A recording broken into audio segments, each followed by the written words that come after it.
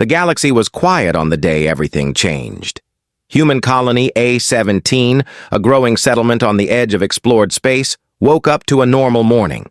Children walked to learning domes, engineers ran machines in the mining fields, and traders prepared goods for the weekly market.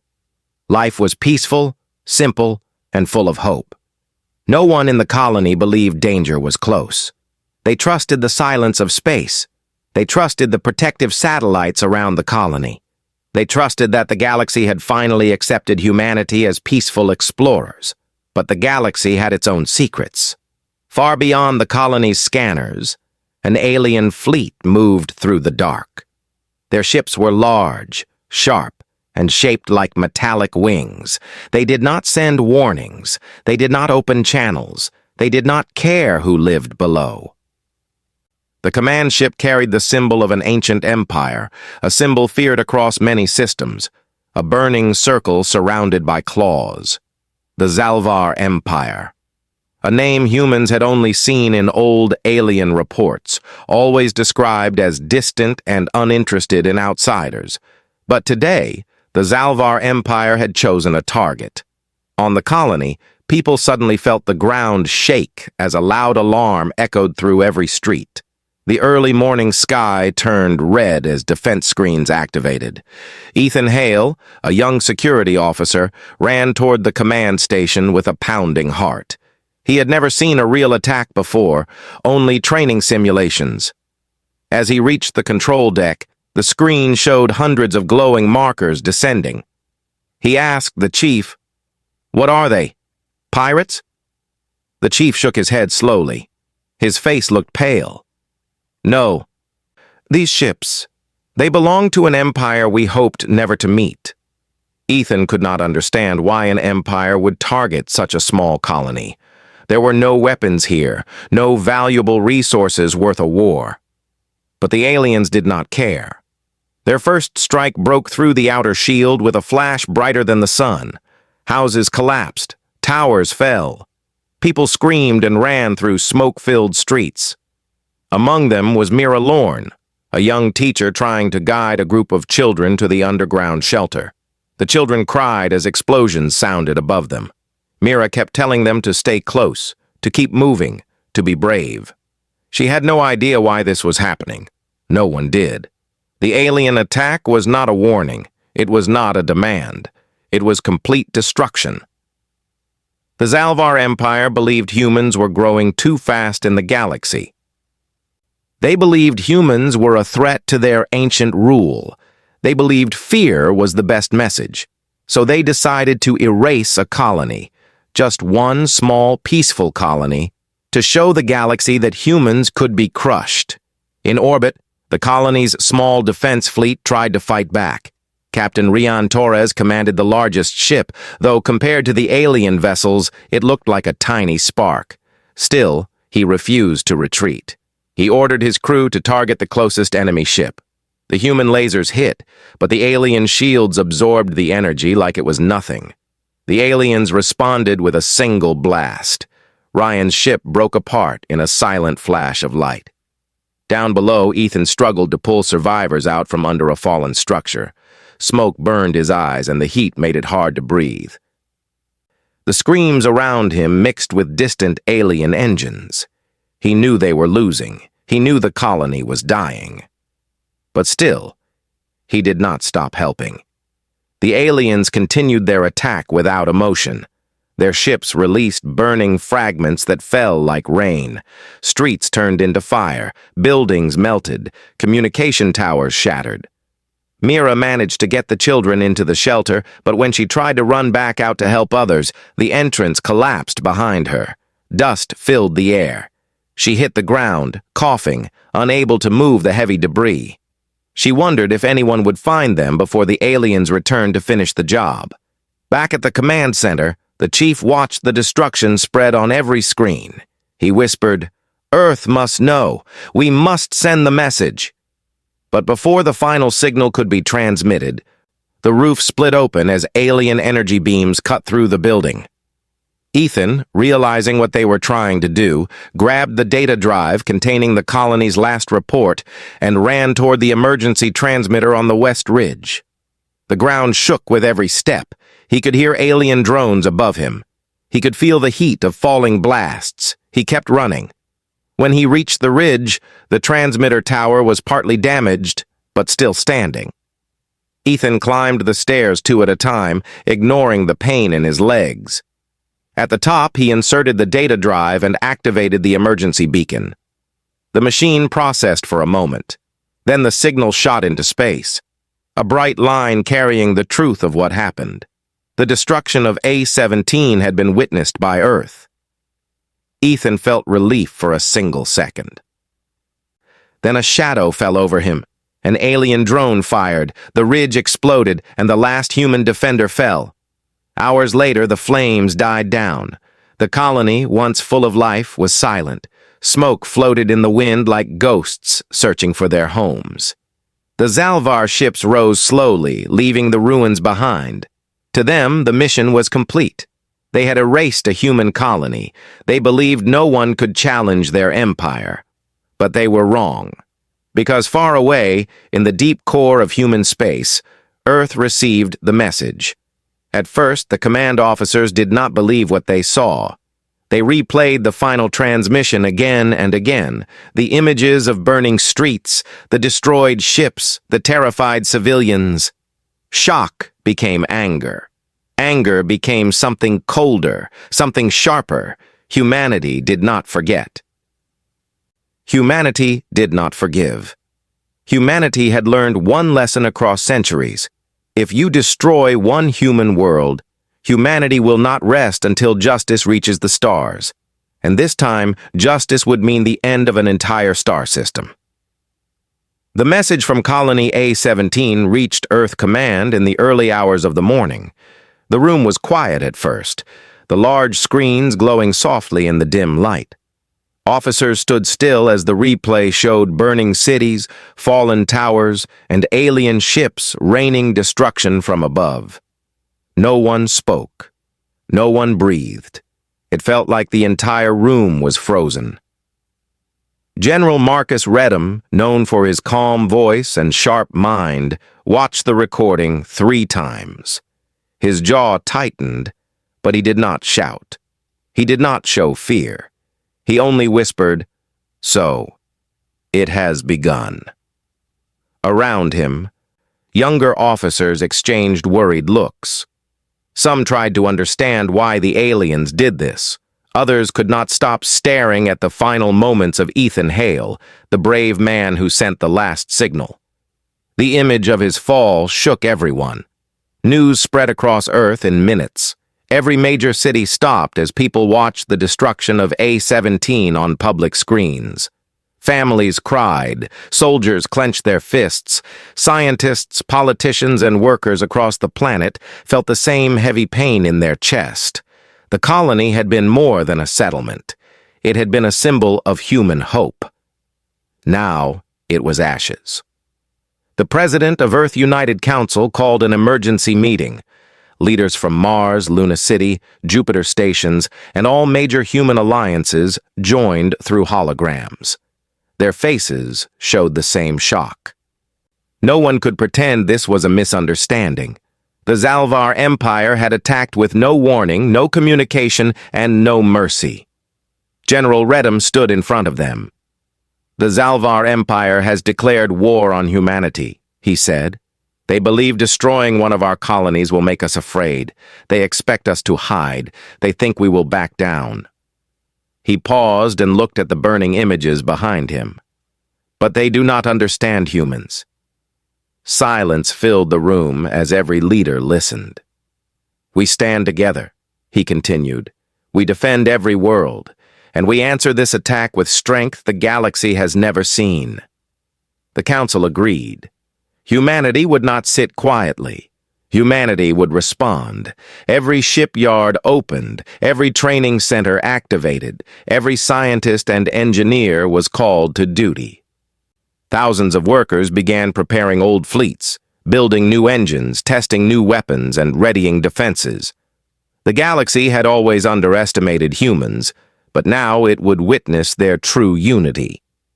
Meanwhile, in an underground research facility on Earth, Dr. Lisa Trent stood over a glowing blue engine core.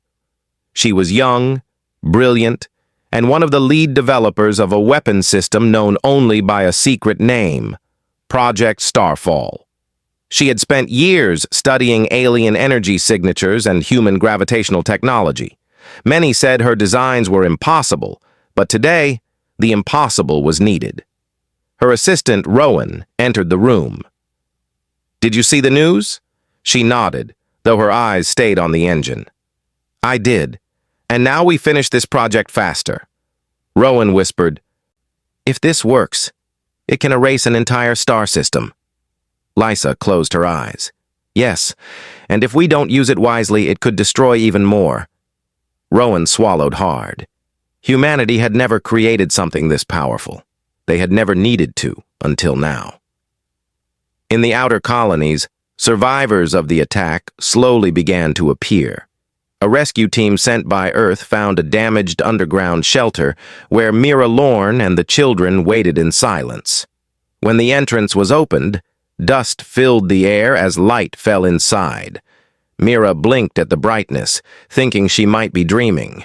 Then she heard a human voice call out, "We've found survivors!" The children cried with relief. Mira felt her knees weaken. She had prepared herself to die in the darkness. But now, she saw the hope she thought was gone. She did not know how many others survived, or if anyone she cared about was still alive, but at least these children had been saved.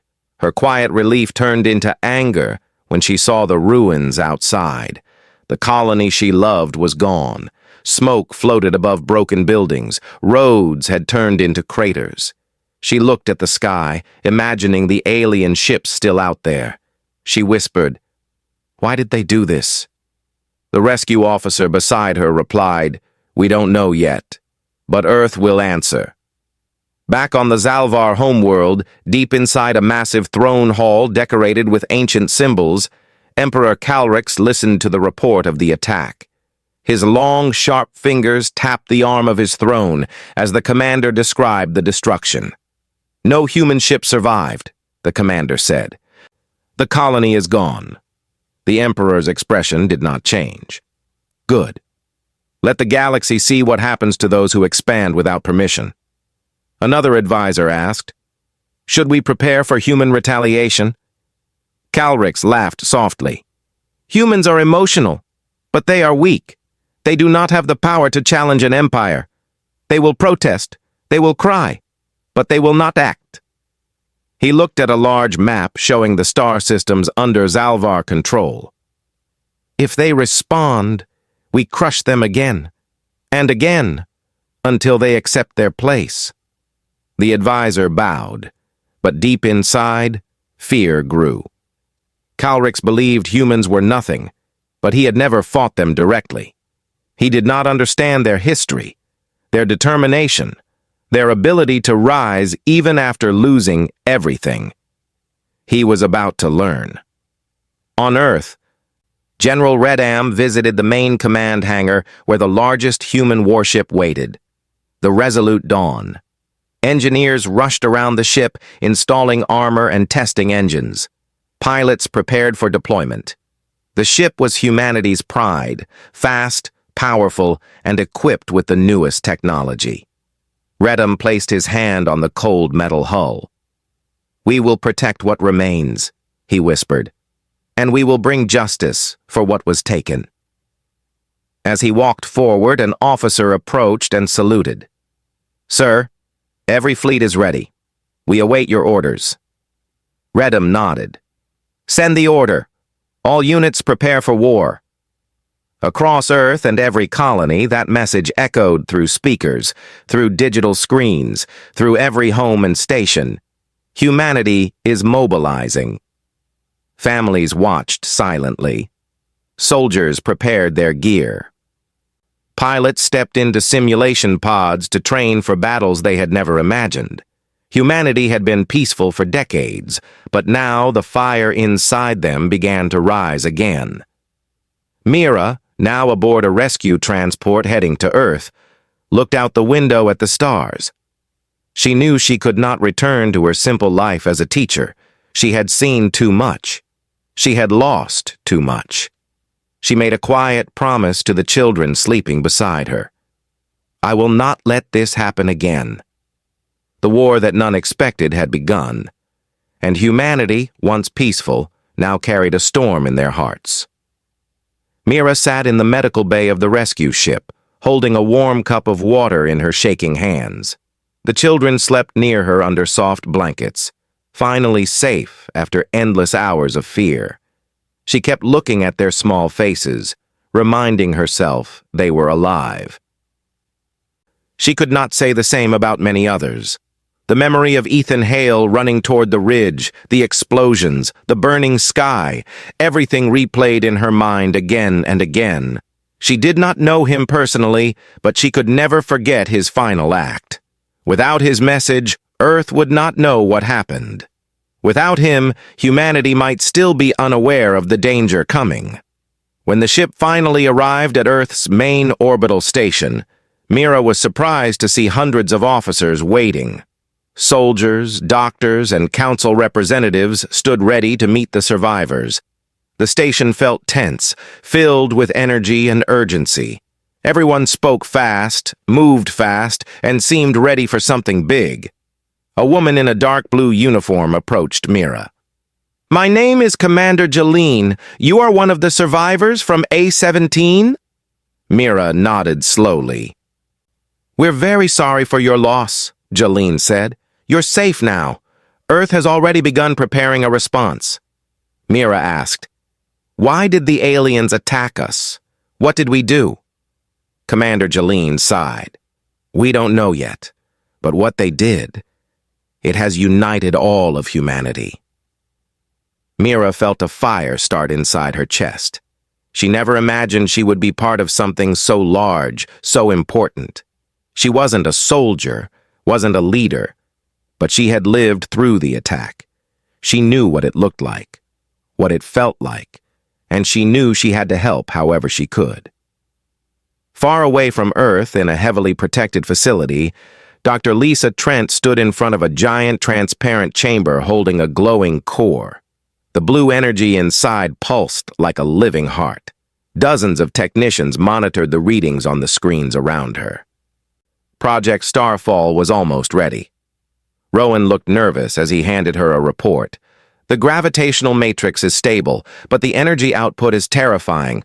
One mistake and the entire facility could collapse." Lisa nodded. "That's why we must be perfect. This weapon is not meant for small battles. It is meant to end wars before they spread." "But galaxy laws forbid star system weapons," Rowan whispered. Lisa looked him in the eye. "Did the Zalvar Empire follow any laws when they destroyed A-17? Rowan had no answer. Lisa turned to the core and placed her hand gently against the glass. "Humans never wanted such power, but now we need it."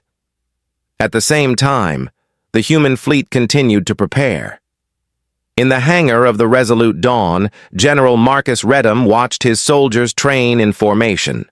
The air smelled of metal, fuel, and determination.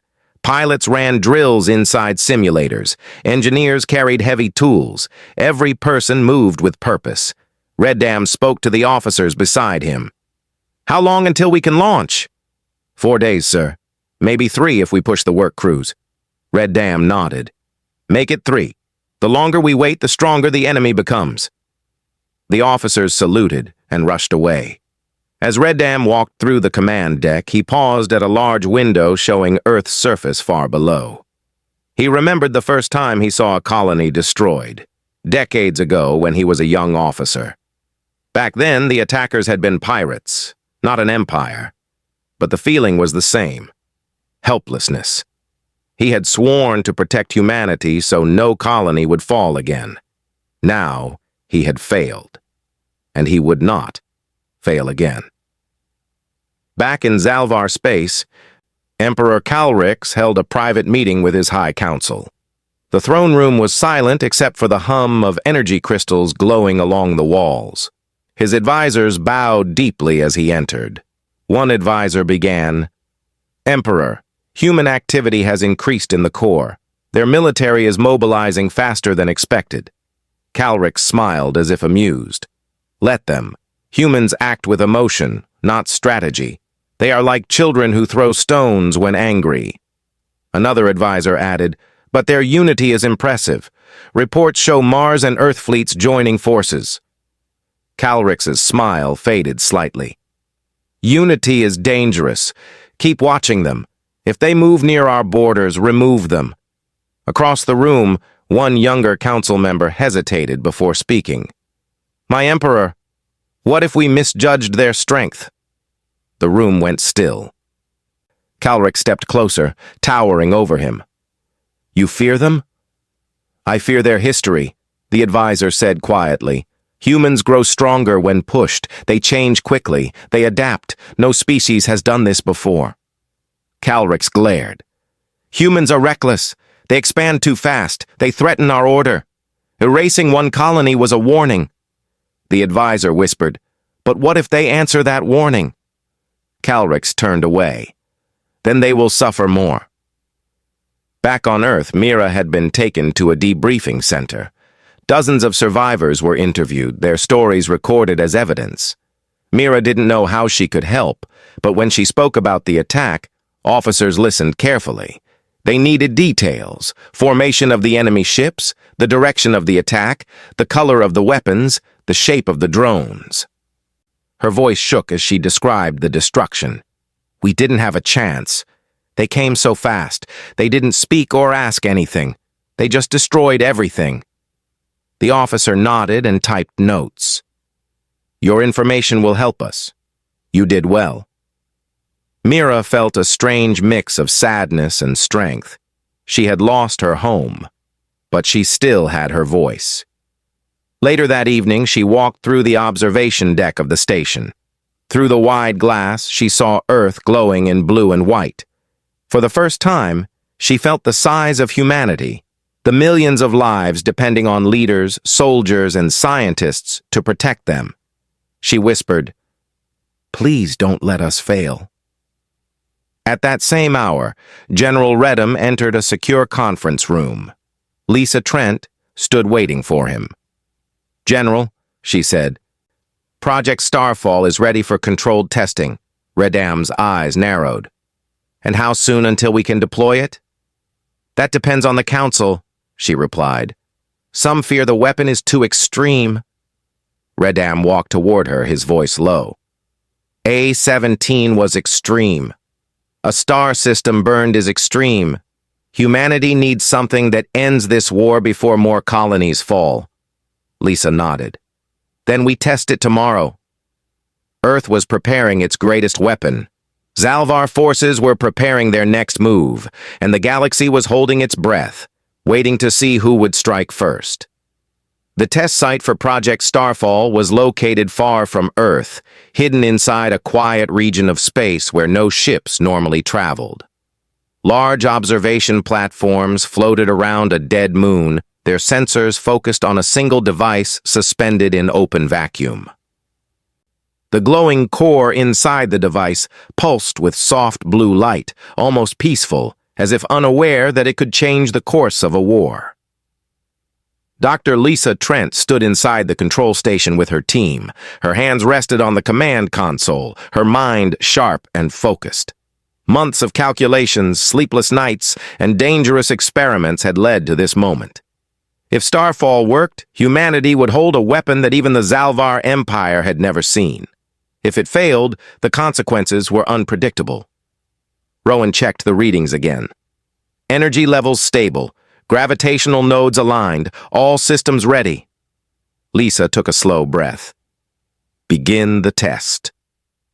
Outside, the device opened like a metallic flower. Light stretched into a narrow beam aimed at a small, uninhabited asteroid placed for the test. For a moment, nothing happened. The asteroid floated quietly, then the space around it bent. Gravity twisted, the stars behind it blurred. The asteroid shook violently, its surface cracking. A second later, it collapsed inward, folding into a single point of light before exploding into dust. The flash disappeared instantly, leaving behind empty space. No debris, no fragments, nothing but silence. Rowan stared with wide eyes. It erased the target. Completely, Lisa whispered. It works. But her voice held no pride, only fear. Back on Earth Command, General Redham watched the recording of the test. The room was silent as officers stood behind him, their faces pale and tense. He replayed the moment when the asteroid vanished, studying it carefully. This weapon, he said quietly, must never fall into the wrong hands. But today, it becomes our shield. An officer stepped forward. Sir, the Council wants to know when we plan to confront the Zalvar Empire. Redham answered, Not yet. First, we gather our fleets at the Vega line. When we move with full strength. Across the station, Mira Lorne walked through a long corridor where soldiers trained in hand-to-hand combat.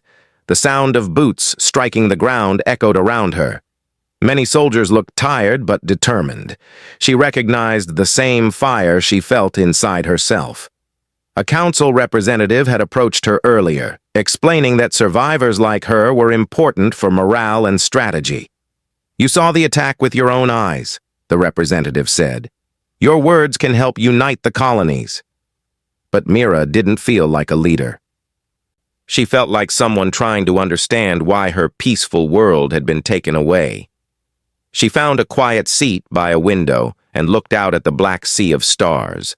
Her thoughts were interrupted when a young soldier approached her. Ma'am, he said softly, I heard you came from A-17. She nodded. My brother was stationed there, he said. I never got the chance to say goodbye. I'm sorry for what you went through. Mira placed a gentle hand on his arm. I'm sorry for your loss. I hope one day we can bring peace again. The soldier nodded but said nothing more. He walked away, his shoulders heavy. Mira understood that pain. She carried it too. While humanity was preparing for war, the Zalvar Empire was not standing still. In the Emperor's war chamber, huge star maps floated in the air. Admiral Vorex, one of the most feared commanders in the Empire, knelt before Emperor Calrix. Our scouts have detected increased human movement, Vorex reported. Their fleets are gathering. Calrix narrowed his eyes. Do they plan to attack so soon? It appears so, Emperor. And they are building something, large, powerful, beyond our current understanding. The Emperor frowned. Humans should not possess such technology. Vorex hesitated. It may be wise to prepare our outer defenses. Calrix slammed his fist onto the arm of his throne.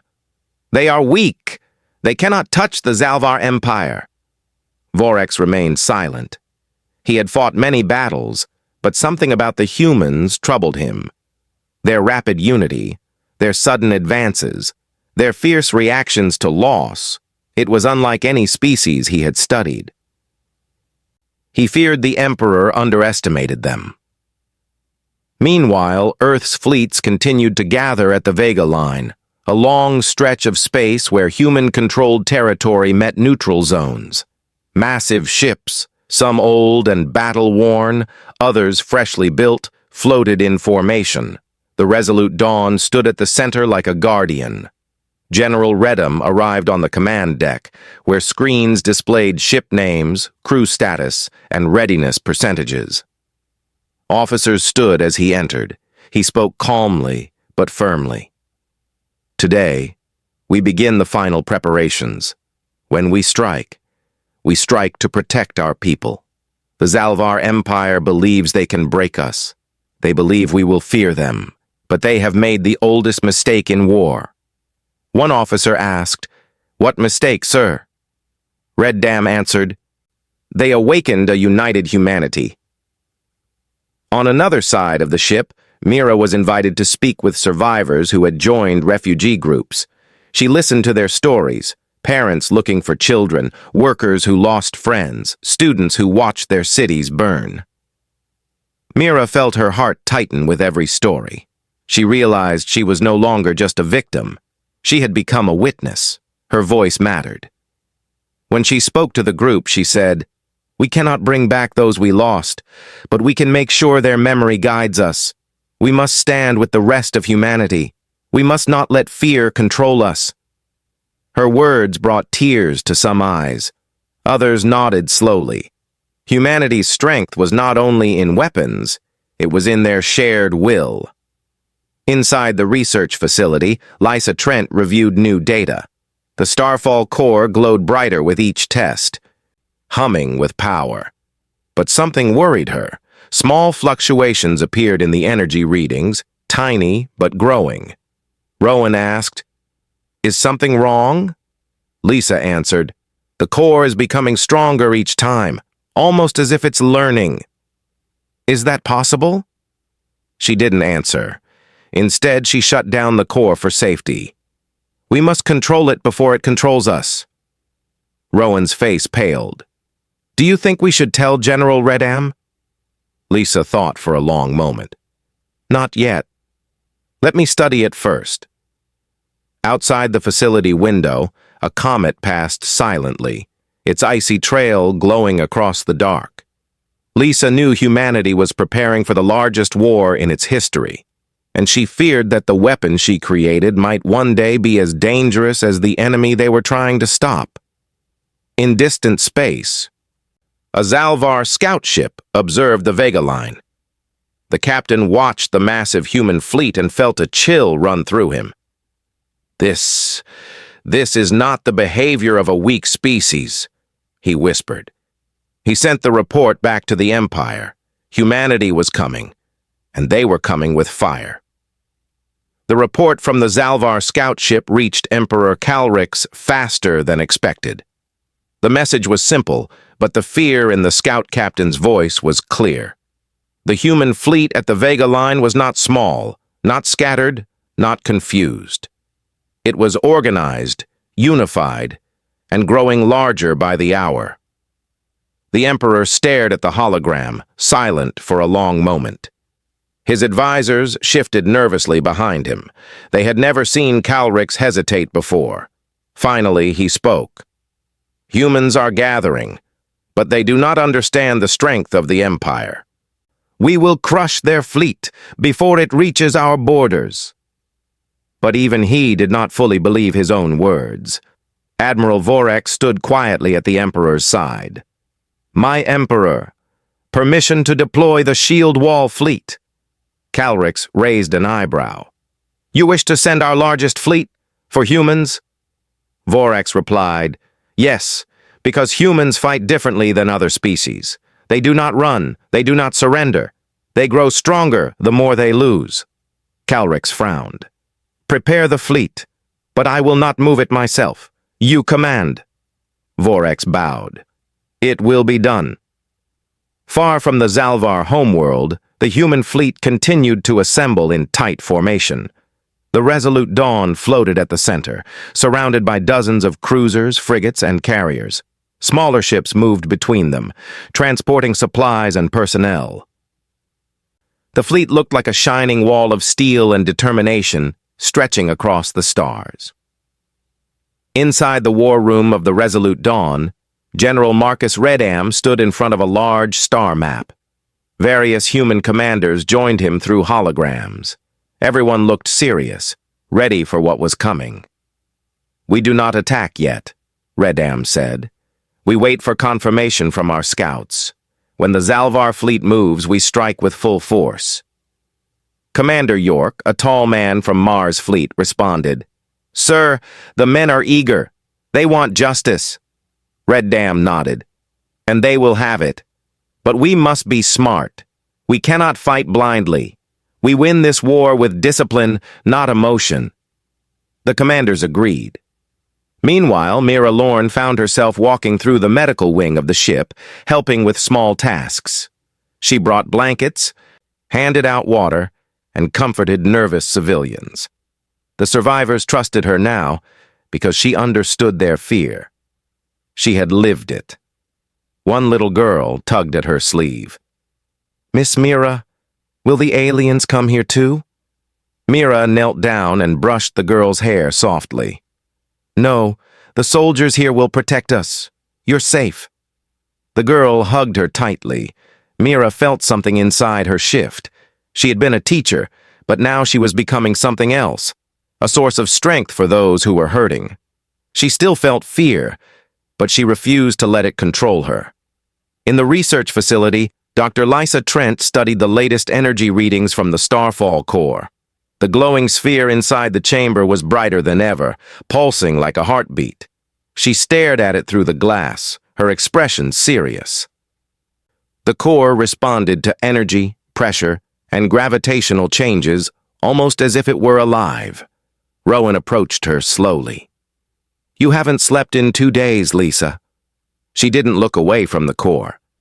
"I need to understand it. It keeps increasing its energy output, and the more stable we make it, the stronger it becomes." Rowan hesitated. "Do you think we should tell General Redham now?" She finally turned to him. "Yes, it's time." They walked across the facility to the secure communication room. Lisa activated the channel and General Redham appeared on the screen. "Dr. Trent," he said, "give me the update." Lysa took a breath. "Starfall works. It can erase a target completely. But there is a problem. The core is learning." Red Dam frowned. "Learning what?" "Everything," Lisa said. "Every test, every adjustment, every change. It becomes more powerful every time we activate it. I can control it for now, but we must use it soon or shut it down." Red Dam leaned forward. "Is it safe to use?" "Yes," she said, "but only once before it reaches a point where I cannot predict its behavior." The general nodded. "Understood. Prepare the weapon for deployment." Rowan swallowed hard. "General, if humans use this weapon, the galaxy will never be the same." Red Dam's face hardened. "After what the Zalvars did, the galaxy is already changed." When the connection ended, Lisa felt cold. She knew they were racing against something much greater than war. The weapon she built was powerful enough to shape the future, or destroy it.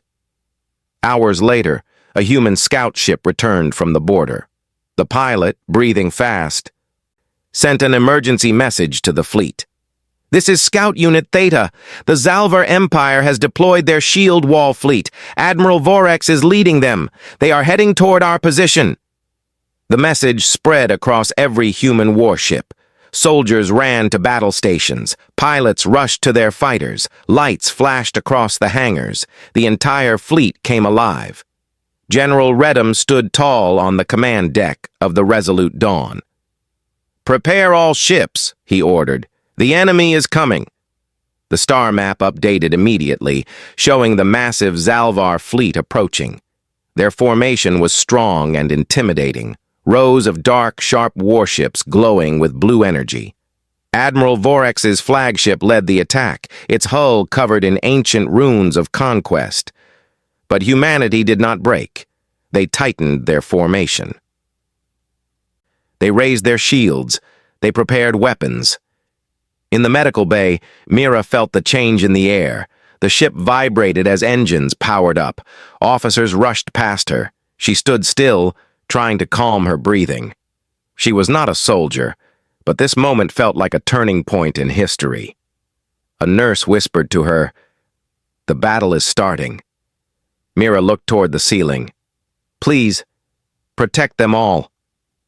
In Zalvar space, Admiral Vorex stood on the bridge of his flagship, staring ahead at the human fleet. "Send the Emperor a final message," he said. "Tell him the war he wanted has arrived." His crew followed the order. Vorex then whispered to himself, "And may our empire survive the storm we have awakened." The space between the two great forces began to crackle with energy. Weapons warmed, engines roared. The darkness of the void trembled under the tension. Humanity and the Zalvar Empire were seconds away from the greatest battle in their history. And far behind the human lines, the Starfall core began to glow brighter, as if it could sense the moment approaching.